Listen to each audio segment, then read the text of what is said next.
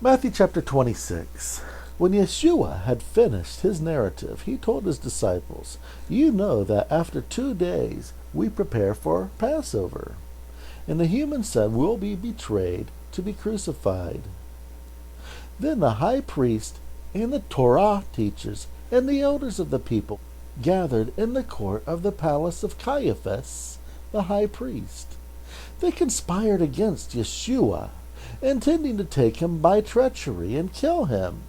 But they said, "Not on a feast day, because there will be a riot among the people."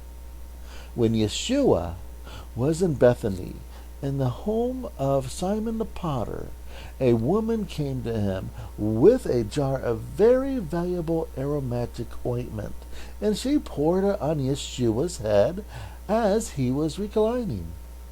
When his disciples saw this, they were upset and asked, "Why this waste? This ointment could have been sold for a lot of money and given to the poor." But Yeshua was aware of their dissatisfaction and asked him, "Why are you bothering this woman? She has done something precious for me. You will always have the poor with you, but I won't always be with you. She has poured this ointment on my body as to prepare me for burial. I am certain that wherever my good news is proclaimed anywhere in the world, what she has done will be told in memory of her."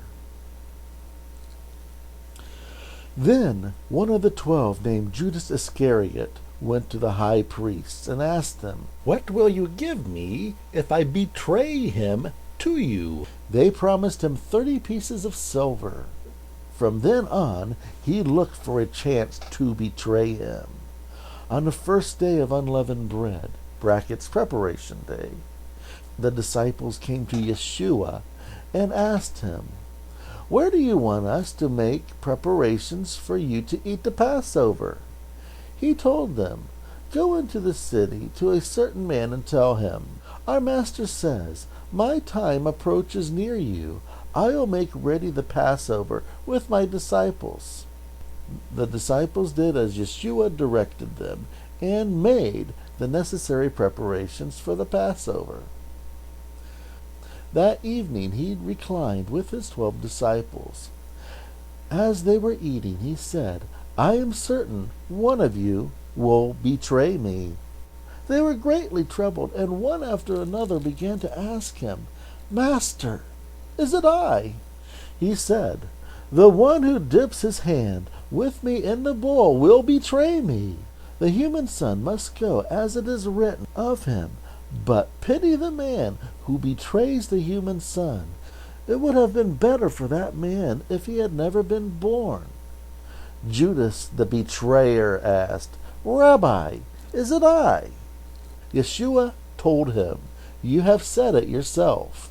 While they were eating, Yeshua took some bread, and after blessing it, broke it and gave it to his disciples, and said, "Take this and eat it. This is my body." He took the cup and offered thanks and gave it to them, and said, "All of you drink from it. This is my body of the new covenant. This is poured out on behalf of many to release them from the bondage of sins. I am telling you that I will no longer drink any kind of the fruit of the vine until the day when I drink a new kind with you in the kingdom of Yehovah." Then they sang a paschal psalm and headed toward the Mount of Olives. Then Yeshua told them, "You will all desert me tonight because it's written, 'I'll strike the shepherd, and the sheep of his flock will be widely scattered.' But after I have risen, I'll go ahead of you to Galilee." Cephas replied, "Even if everyone else abandons you, I will never be offended by you." Yeshua replied, "You can be certain that tonight, before the rooster crows, you will disown me 3 times. Cephas said, "Even if I have to die with you, I won't disown you." And all the other disciples said the same thing. Then Yeshua went with them to a place called Gethsemane, and told his disciples, "Sit here while I go over there and pray."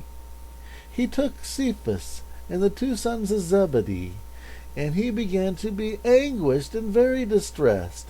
He told them, "My consciousness," Psyche, Greek, Suke, "is overcome with sorrow to the point of death. Wait for me here, and watch with me." Going a little further, he fell face down and prayed, "Father, if it is possible, allow this cup to pass away from me. Yet not what I want, but whatever you want." He came to his disciples and found them asleep, and said to Cephas, "So couldn't you watch with me for a single hour? Wake up and pray, so that you don't fall into temptation. The mind is ready, but the body is weak." He went away a second time and prayed, "Father, if it is impossible for this cup to pass without my drinking it, your will be done." When he came back, he found them sleeping again. They couldn't keep their eyes open. So he left them again and prayed a third time, saying the same thing. Then he came back to see his disciples and said, "So you are already asleep and resting. Look, the hour has come and the human son is being betrayed into the hands of sinners. Get up, let's go. Look, my betrayer is here." While he was still speaking, Judas the betrayer, one of the 12, arrived, and a large crowd with swords and clubs was with him. They were sent from the high priests and elders of the people. Judas the betrayer had given them a signal. He said, "The one I kiss is the one. Arrest him." Immediately he approached Yeshua and said, "Peace, Rabbi," and he kissed him. Yeshua responded by saying, "Friend, do what you came for." Then they came up and grabbed Yeshua and arrested him. Then someone with Yeshua drew his sword and struck an underling of the high priest, cutting off his ear. Then Yeshua told them, "Put your sword back where it belongs, because those who draw swords die by swords. Don't you think that I could ask my Father to send me more than 12 legions of spirit messengers right now? But how else would the scriptures be fulfilled that say this must happen?" At that time, Yeshua asked the crowd, "Have you come with swords and clubs to take me, as if I were a cutthroat, or robber? I sat with you daily and taught you in the temple, and you didn't arrest me." Yet this all happened so that the prophetic scriptures would be fulfilled. Then the disciples all abandoned him and ran away. Those who arrested Yeshua took him to Caiaphas, the high priest, where the Torah teachers and the elders were gathered. Simon Cephas followed him at a distance to the high priest's courtyard, where he went inside and sat with the underlings to see what would happen. The high priest and the elders and the entire assembly were trying to find witnesses against Yeshua in order to put him to death. But they didn't find any, though many false witnesses came forward. Finally, 2 others came forward who declared, "This man said, 'I can destroy Jehovah's temple and rebuild it in 3 days.'" The high priest stood up and asked him, "Aren't you going to respond to what these men are testifying against you?" But Yeshua was silent.